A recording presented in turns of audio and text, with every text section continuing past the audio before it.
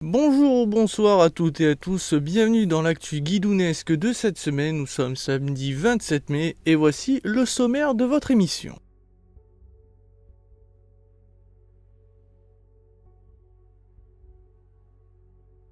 Alors comme vous le constatez, cette semaine il n'y a pas eu grand chose à part la politique, mais ça existera toujours, et du coup j'ai pas grand chose à vous dire de passionnant. Je ne vais pas non plus revenir sur les événements tragiques qui se sont déroulés, parce que malheureusement avec ma façon de dire les choses et mon point de vue, je risque d'être bien plus détesté que je ne le suis déjà, donc du coup je ne vais rien dire à part que je m'en fous. C'est triste pour les victimes, les familles des victimes et les proches, mais c'est tout. Du coup moi je préfère m'attaquer à cette actu assez étonnante. Le cirque Bouglione se sépare de ses animaux. Et quand je dis de ses animaux, c'est de tous. Et c'est assez étonnant, puisqu'on sait que les cirques, généralement, il y a les animaux, on y va un petit peu pour ça, même s'il y a d'autres choses, hein, les funambules, les trapézistes, les clowns, tout ça. Mais c'est vrai que souvent, les cirques, il y a cet aspect avec les animaux. L'un des plus gros français, quand même, qui osent se séparer de ces animaux. Alors ceux-ci ont été redirigés vers des réserves, tout ça, quoi qu'il arrive.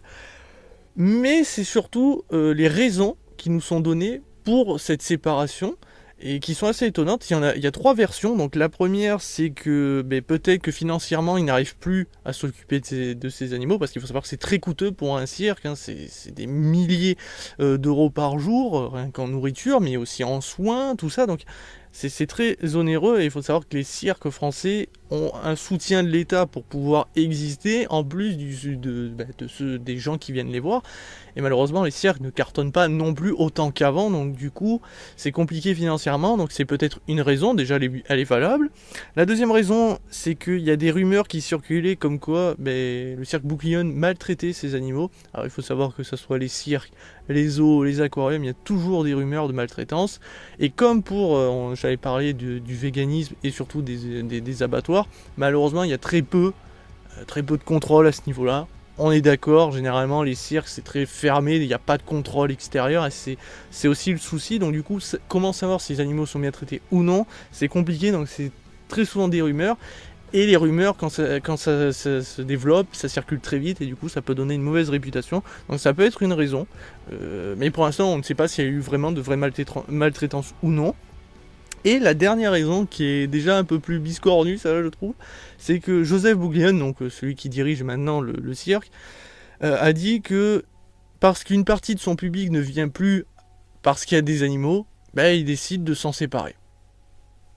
Donc du coup, tu es en train de dire que parce qu'une partie de ton public qui défendent les animaux, qui ne veulent pas voir ces animaux comme des jouets ou des objets, en gros pour beaucoup, comme les véganes, mais beaucoup d'autres, ne viennent pas, tu t'en sépares. Mais alors ceux qui viennent parce qu'il y a des animaux, du coup tu perds aussi une partie de ton public, ça revient au même. Donc du coup cette raison n'est pas valable. Donc c'est entre la première et la deuxième. Mais c'est vrai que voilà, si vous êtes vegan, que vous êtes des défenseurs des animaux et tout ça, au moins du coup vous aurez le droit à aller voir un cirque où il n'y a pas d'animaux. Alors il y en a d'autres, hein, mais c'est vrai que c'est l'un des plus gros cirques qui s'en sépare. C'est très très étonnant. Je dis pourquoi pas. Après, perso, moi je fais partie de ces gens qui ne voient pas un problème de voir des animaux dans des cirques, des aquariums, tout ça. Je préfère voir ces animaux, alors bien sûr protégés, hein, bien entendu, pas du tout maltraités, mais bon, on le sait pas, nous en tant que public, c'est difficile à savoir, mais c'est ce que j'espère, c'est que ces animaux soient bien traités, qu'ils vivent pleinement, qu'ils puissent manger, et pas être chassés dans la brousse, tout ça. Donc par moment je préfère, maintenant je peux comprendre qu'il y en a qui veulent plus voir ces animaux comme des jouets. On peut dire ça, c'est comme des jouets ou des objets. Moi ça me dérange pas, mais bon, au moins je trouve que c'est assez intéressant de voir qu'il y a un cirque qui a fait ce premier pas. Maintenant ça m'étonnerait que d'autres cirques prendront autant de risques de se séparer des animaux, parce que beaucoup de gens qui vont au cirque quand même, c'est pour aller voir les animaux. Enfin c'est comme si tu allais au zoo et que t'allais pas voir, enfin tu vas pas pour les animaux, tu vas pourquoi? C'est comme pour aller, tu vas dans un aquarium, tu vas pas voir les poissons, tu vas pourquoi? Tu m'expliques, aller au restaurant, tu veux te faire des... Enfin, voilà, donc... Mais bon, je trouvais ça très intéressant. Zack Snyder, donc le réalisateur de Justice League, et sa femme ont subi malheureusement une triste nouvelle. Leur fille de 20 ans s'est suicidée, donc a mis fin à ses jours. Quelque chose d'assez tragique. Et du coup, beaucoup de sites spécialisés s'est engouffré sur cette nouvelle pour faire du putaclic en disant que ça y est, Zack Snyder arrêtait donc de réaliser le film et laisser la main à un autre réalisateur pour faire le film. Et dire clairement faire le film, alors que c'est pas du tout vrai. Bon, bien sûr, après, une fois qu'on a cliqué sur le lien, on lit, ils disent la vérité, mais sur le moment, ça fait un peu putaclic. Faut savoir qu'en réalité, Zack Snyder laisse sa place à un autre réalisateur, effectivement, mais pour fignoler 2-3 trucs. En réalité, Zack Snyder a déjà, peut dire, fini le film, globalement, donc ça veut dire quand vous verrez Justice League, c'est Zack Snyder qui l'a réalisé complètement, mais il y a 2-3 scènes, 2-3 petits plans à prendre en plus pour finir totalement, et du coup ça sera Joss Whedon qui finira ça, le réalisateur entre autres des Avengers, si je dis pas de conneries, donc c'est assez comique de voir que c'est un réalisateur de films Marvel qui enfin pas uniquement de Marvel, mais bon là, qui avait fait des films Marvel, qui va fignoler plutôt le film de DC. Donc c'est vraiment quelque chose de tragique qui arrive à Zack et sa femme. Et du coup, je voulais utiliser ça plutôt pour vous parler d'autre chose, et bien du coup des tentatives de suicide, de ceux qui veulent mourir, tout ça. C'est quelque chose dont on parle pas forcément. On parle d'harcèlement, tout ça, mais ce genre de choses, on n'en parle pas. C'est vrai que c'est assez tabou. Il y a ceux qui pensent que dès que les gens commencent à dire qu'ils veulent mourir et qu'ils disent constamment ne le feront jamais, et au final quand ils apprennent qu'il l'a fait quand même, ils sont surpris, attends, il faisait qu'en parler donc il l'aurait pas fait. Si je dis ça, c'est que voilà, si vous êtes dans une telle situation, que vous broyez du noir et que vous avez envie de passer à un certain acte, que vous commencez à en parler, ou même que vous en parlez pas, il faut parler. Pas forcément parler de ça, mais parler. Évacuez tout ce que vous avez à l'intérieur de vous, évacuez votre poids, faites quelque chose aussi à côté, par exemple, alors ça a l'air tout con, mais faire une vidéo, écrire un texte, un poème, une chanson, même si vous en foutez, vous écrivez, enfin, il faut faire quelque chose pour évacuer tout ça, pour pouvoir vous libérer l'esprit et voir ce que vous pouvez louper de la vie. C'est vrai que par moments on est poussé parce qu'on perd son travail, votre conjoint ou conjointe vous a trompé ou vous a quitté. Voilà, il y a des choses qui peuvent pousser des personnes à faire l'irréparable. Souvent, on vous sort cette phrase que je trouve complètement débile. Ouais, mais si tu fais ça, tu vas blesser des gens. Sur le moment, quand on pense à cet acte, on est égoïste, on s'en fout des autres. Clairement, je le dis. Et alors, c'est pas en disant pense aux autres que tu vas l'aider.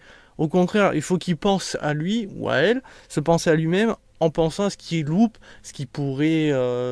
Voilà, c'est vrai que la vie, il y a de très mauvais côtés, très souvent on n'enchaîne que les mauvais côtés, mais il y a parfois 2-3 bons moments, et même s'ils sont très courts, il faut savoir les savourer, il faut savoir que c'est pas parce qu'il n'y en a pas beaucoup qu'il faut de suite faire l'irréparable, ou que les choses ne peuvent pas changer. Voilà, on a tous connu des gens autour de nous, enfin toutes et tous connu peut-être des gens qui ont voulu faire cet acte ou qui l'ont fait malheureusement, ou vous êtes vous-même voilà, qui ont agi. Et moi je voulais vous dire que voilà, sur cette chaîne, si vous allez mal, je vais pas vous dire venez m'en parler, je peux pas me le permettre, vous me connaissez pas, je vous connais pas, mais vous pouvez écrire un commentaire à la con, hein, genre pour essayer de déconner ou débattre. Le but c'est de parler en fait, ça a l'air de rien, mais le souci c'est vrai, c'est difficile, c'est de savoir à qui on peut en parler, est-ce qu'on peut en parler à notre entourage, si on en parle de suite à notre famille, ils vont tout faire pour nous enfermer d'une certaine manière pour éviter qu'on fasse l'irréparable, ou dire qu'on les déteste, parce que ça c'est très souvent une phrase que vous entendrez, si voilà, que vous les détestez, donc c'est pour ça que vous voulez mourir, vous les aimez pas assez pour vivre, en gros c'est ça, alors, il faut pas écouter. Mais c'est vrai qu'on n'en parle pas assez, il faut en parler. Je dis pas forcément un psychiatre ou tout ça, mais il faut parler à quelqu'un. Essayer d'évacuer son sac, c'est pour moi le plus important pour éviter ce genre de choses, parce que c'est vrai, ça bouleverse des vies, mais au-delà de ça, c'est vous-même que vous ferez quelque chose qui vous empêchera de peut-être trouver quelque chose, le bonheur. Le bonheur, c'est difficile à trouver. Il y en a qui arrivent plus facilement que d'autres, il y en a qui sont plus heureux que d'autres, il y en a qui souffrent plus que d'autres, c'est comme ça, mais on a tous et toutes souffert dans notre vie, à des niveaux peut-être pas extrêmes comme d'autres, mais on a tous souffert, et c'est ça qu'il faut comprendre. Donc du coup, ne faites pas de conneries, donc n'hésitez pas à en parler. Mais voilà, c'était pour moi important de parler de ce sujet qui touche un petit peu tout le monde finalement, et dont on ne parle pas assez malheureusement. Donc c'est vrai qu'il n'y a pas vraiment de... Je crois qu'il y a des numéros pour appeler quand vous êtes dans... voilà, qui permet de joindre un psychologue, tout ça, pour pouvoir parler, mais c'est compliqué, donc faites quelque chose pour évacuer ça. Voilà, écriture, vidéo, même si ça a l'air con, mais faire une petite vidéo, ça vous permet de regarder ailleurs que d'être toujours plongé dans vos pensées négatives, en fait. C'est ça le but, c'est de sortir de ces pensées négatives, parce que plus vous y pensez, plus vous en parlez, plus vous enfoncez vous-même, et du coup, au bout d'un moment, vous passez à l'acte. Donc voilà, faites bien attention à toutes et à tous ceux qui broient du noir et qui ont envie de... Voilà. Sachez que vous n'êtes pas seul dans cette situation, vous n'êtes pas seul à souffrir. Réfléchissez, parlez, évacuez. Bordel, la vie est belle, mais elle n'est pas facile, ça c'est sûr. La sortie jeu vidéo de la semaine, ou plutôt de la semaine dernière, parce que malheureusement, voilà, comme je fais une sortie pour un jeu, généralement j'en loupe plein, et bien là je vais parler d'Injustice 2, développé par le studio NetherRealm, qui a entre autres développé le premier Injustice, mais aussi quelques Mortal Kombat. Donc on retrouve leurs pattes au niveau des combats, c'est assez nerveux, il y a quelques combos moins développés que sur un Street Fighter, je trouve pour ma part, les ultis sortent très facilement. Point négatif aussi, c'est qu'il y a certains persos plus pétés que d'autres, l'équilibrage n'était pas très bon, mais ce jeu c'est plutôt un jeu de baston où vous jouez avec votre pote pour faire 2-3 combats sympathiques, déconner, surtout affronter vos personnages préférés pour dire Batman est meilleur que Superman, ou Superman est meilleur que Batman, même si on sait tout que Superman est bien plus puissant que Batman, bien entendu, sauf que Batman est plus intelligent que Superman. Mais autre point intéressant aussi, c'est que les événements, donc c'est la continuité d'Injustice 1, donc à Injustice 1, si vous vous souvenez, le Joker a, grâce à une méthode, fait tourner la tête plutôt à Superman en montrant que Lois Lane était Doomsday, alors que c'était pas vrai, mais grâce à des illusions, tout ça, et donc Superman a poutré sa race à Lois, bien fait pour ta gueule, et du coup, quand il a réalisé ce qu'il avait fait, a tué le Joker, et on va dire est devenu un dictateur, en disant que cette fois la loi doit changer, doit prendre une autre voie, c'est que maintenant les criminels doivent payer et mourir. S'ils doivent mourir, voilà, suivant, et même, je pense, même les petits délits, non, tu meurs, point barre, en gros, c'est la nouvelle méthode de Superman. Forcément, Batman reste toujours le même, c'est que pour lui, on ne doit pas tuer, ils n'ont pas la responsabilité, ce ne sont pas des dieux, et il continuera à se battre pour cette liberté d'une certaine manière, c'est que un criminel doit finir en prison, même s'il peut se libérer et faire encore des conneries, comme avec le Joker qui se libère des milliards de fois. C'est vrai que c'est de la faute de Batman, mais en même temps, il n'est pas tout puissant, ce n'est pas un dieu, il ne se permet pas de dire si lui doit vivre ou non, alors que Superman lui a réalisé que si, il peut, puisque c'est vrai, c'est un dieu, Superman, s'il veut, à tout moment, il peut régner sur la Terre, et c'est ce qu'il va faire, et vous allez voir un duel assez intéressant, on va voir des nouveaux personnages comme Supergirl, Flash, tout ça, enfin... Quoique Flash, je ne sais plus s'il était dans Injustice 1. Alors on perd des personnages, on en gagne des nouveaux. Les cinématiques sont magnifiques graphiquement, c'est très très beau, les outils sont sublimes. Enfin, ce jeu est bon, c'est un bon jeu de combat, digne lignée du premier. Donc, et si en plus vous aimez les cinématiques, je vous invite à regarder la compilation de toutes les cinématiques du jeu. Donc il y en a à peu près pour 2 heures qui sont compilées en français ou en version originale. Sur YouTube ou sur internet, bref, globalement, pour découvrir que sur ce jeu, il y a 2 heures de cinématique qui font un bon film, finalement, une très belle histoire, très bien construite, et ce qu'on aimerait voir pour la suite des films de DC. Et la sortie ciné de cette semaine, ce n'est autre que Pirates des Caraïbes, la vengeance de Salazar, réalisé par Espen Sandberg et Joachim Rooming, désolé pour la prononciation. On retrouve bien entendu Johnny Depp et Orlando Bloom dans leur rôle prédéfini qui leur va si bien, surtout Johnny Depp, hein. Jack Sparrow, ça lui va comme un gant, je trouve qu'il le joue très bien, il me fait toujours autant rire, même si ça reste de l'humour classique, qu'on a déjà vu, bien entendu, c'est Jack Sparrow, mais je trouve que ça marche très bien. Maintenant, ce film n'est pas de trop dans la saga, puisque je vous rappelle que celui-ci n'est pas le dernier, il y en aura d'autres, mais globalement je trouve qu'il est quand même de bon niveau, peut-être même meilleur que le dernier que j'avais moins aimé et l'avant-dernier. Alors je me rappelle plus des noms des films, mais c'est vrai qu'à partir du deuxième, je commençais déjà un peu à me lasser de cet univers. Alors pourtant, c'est un univers assez intéressant, il y a de très bons délires. La fontaine de Jouvence, c'était pas exceptionnel. Là, on part sur le trident de Poséidon, et forcément le trident, c'est pour régner sur les mers, et avec des pirates, c'est la classe. La vengeance de Zalazar, bon, c'est pas folichon, ça apporte forcément du drama et tout ça, mais rien d'exceptionnel.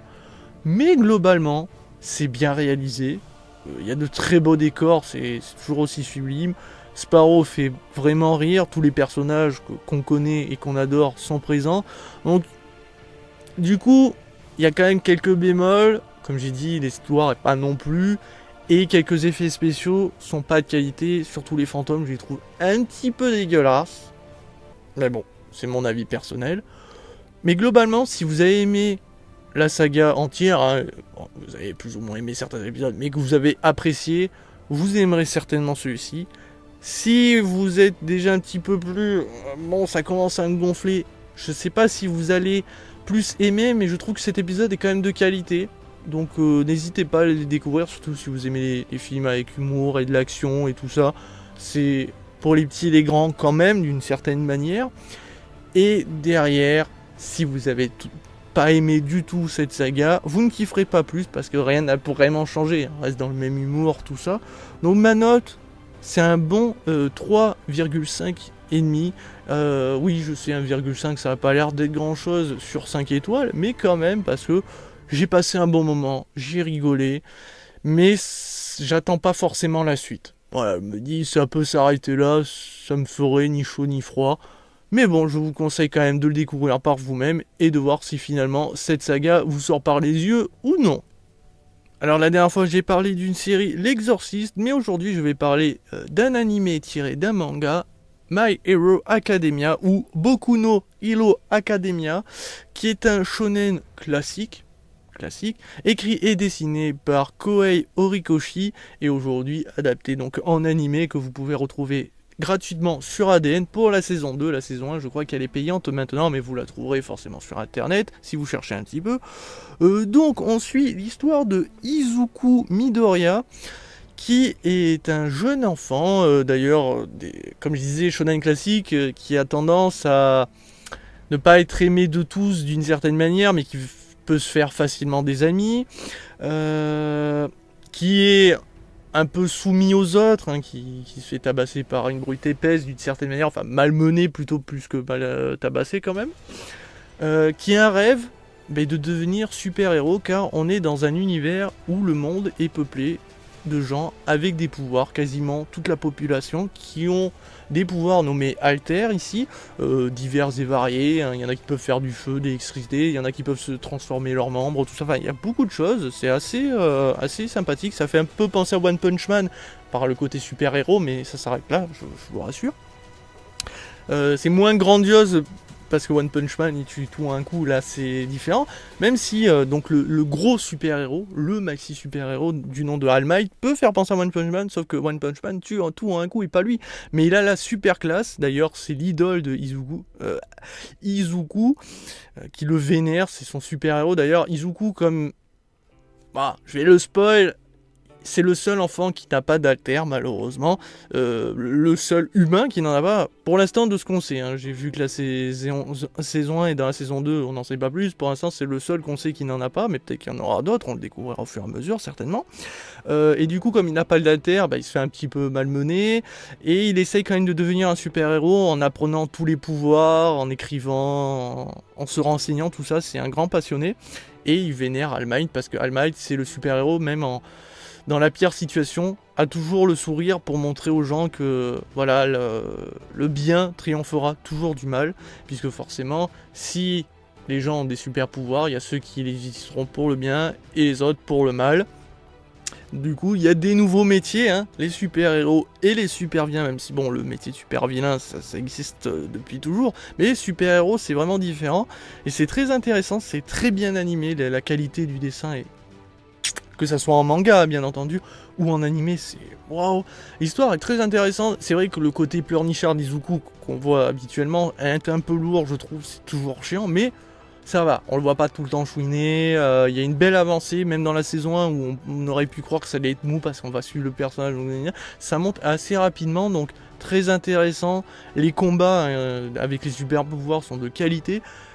Putain, moi c'est vraiment un animé où je suis resté scotché comme avec One Punch Man, où je me suis dit, wow, ah ouais non, il faut vraiment que je regarde la saison 2, ou le manga, c'est à vous de voir si vous préférez lire, la qualité est meilleure, blablabla, oui, mais moi j'aime regarder, et l'animé est de qualité, la saison 2 commence parfaitement, on s'attache facilement à tous les personnages qu'on rencontre, il y a pour tous les types, il y a de tous les types de pouvoirs, mais je peux pas en dire plus parce que sinon je vous spoil, donc je vous laisse découvrir par vous-même My Hero Academia. Et pour terminer cette actu guidounesse, rien de tel que de vous faire découvrir un vidéaste, un youtubeur. Alors en gros, je vais vous présenter des vidéastes que je suis moi-même, hein, ça va dire des gens que je suis.